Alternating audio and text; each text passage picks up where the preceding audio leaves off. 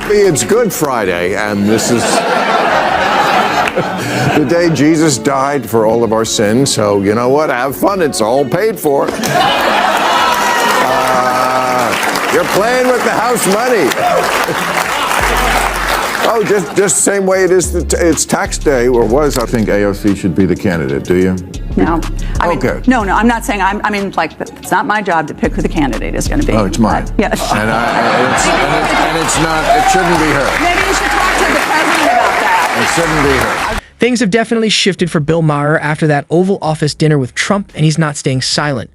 He's been speaking openly about the positive traits he saw in Trump, and as expected, the Wookiees are in full meltdown mode. Now they're scrambling to drag him back into the cancel culture trap, even putting out hit pieces in major journals trying to tear him down. But here's the twist Maher isn't folding. He's firing back with a response that's catching everyone off guard. It's bold, unapologetic, and exactly the kind of pushback the right has been demanding against the woke agenda and their war on free speech. Hit that subscribe button, and let's dive into what happened next. Go a day without thinking about what he's done to this country, because he's such a little baby that he's thrown 250 years of democracy out the window by not accepting the results of an. I mean, it's so crazy. He's such a sociopath. He's so insane. He just couldn't admit to losing. And we know he lost. He knows he lost. And look how he's fooled everybody. He's convinced all these people that he didn't lose. He's such a sick man. He's so sick. Anyway, no, it hasn't impacted me at all. Exactly right.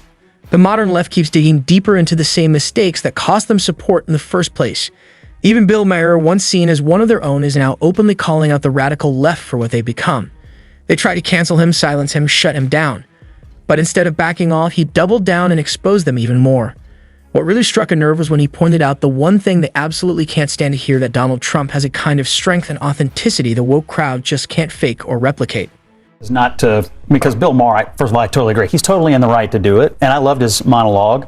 Even though I disagree with most everything he believes politically, he was right to do this and he was right to speak out about it. But this isn't about that dinner. It's about the next one, because this is the modern left.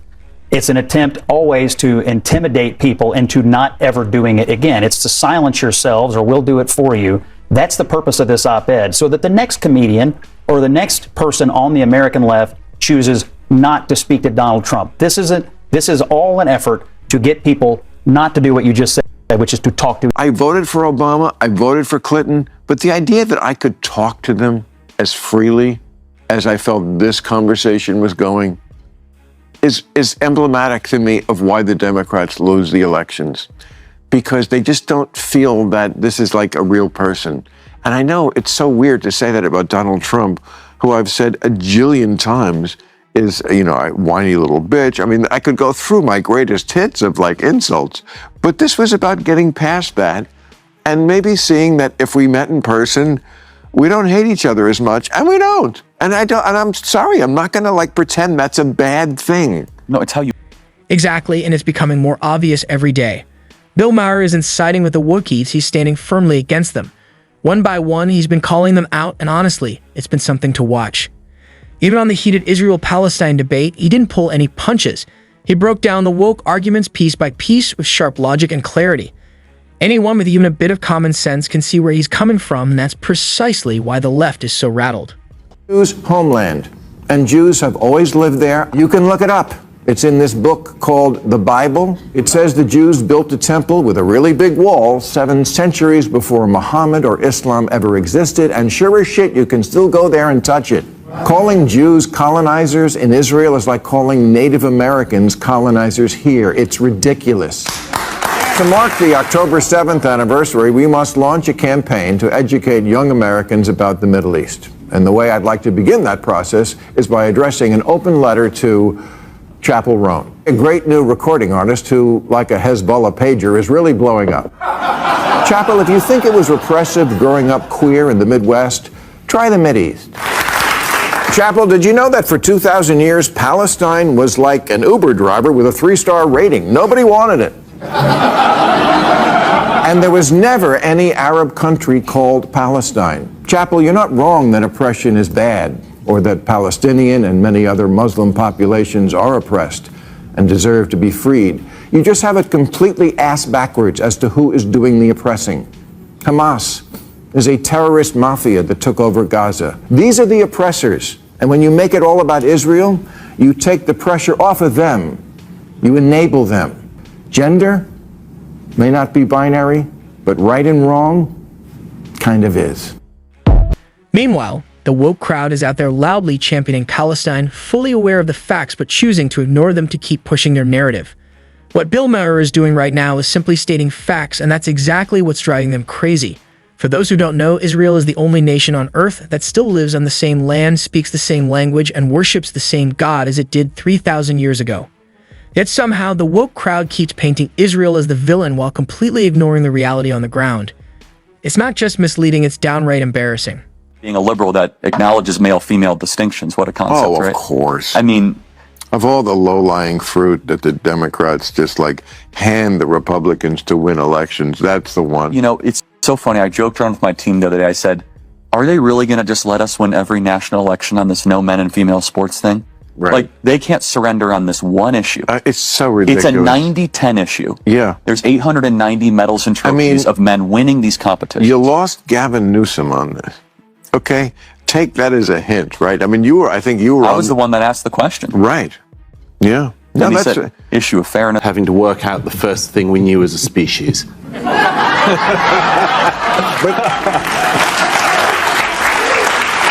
But just to be clear, we're not saying there's not such a thing as trans, right? We're not saying there's not such a thing as someone who is, quote unquote, born in the wrong body.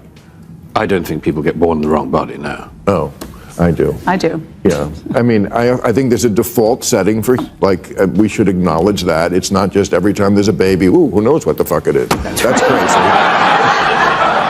But there are... Beyond me, yeah. But there are variations. There are variations. Homosexuality. That's right. It's a continuum. And then, you know, And like- but it's how we handle that. That's you know? right. I mean, I think we would agree that, you know, children, and this is where America is now an outlier country. We're the only country that went full, and I guess Trump is reversing it, but certainly under Biden, who went fully toward that. Like, we don't care what age, kids can self-diagnose themselves. I mean, that to me was going way too far on this. Again, nobody just comes back to the sensible center. Yep. I mean, to me, the sensible center is that, like, you respect people, you trust parents, you let parents figure out what to do with their kids, and you don't need a bunch of politicians in Washington making decisions about That is not the Democratic position, at least here in California. Well, that's my position. I'm good. Yeah. I think that's where the Democratic Party should. That is not the position that we've had here in California, which is like, don't tell the parents what the kids are doing at school. That's a whole, and that you really alienate voters. Yeah. Parents are voters. When you're not a parent yet, you know, it's like, oh, voting, whatever, you know. Sex is not a spectrum. I mean, it's male and female. There are some people with very unusual conditions who deserve absolute sympathy and support. But that does not mean that we're a hermaphroditic species. We're just not. No, but that's not it. No, not the whole species. But this goes back, I mean, I don't want to use the term chicks with dicks, but I could.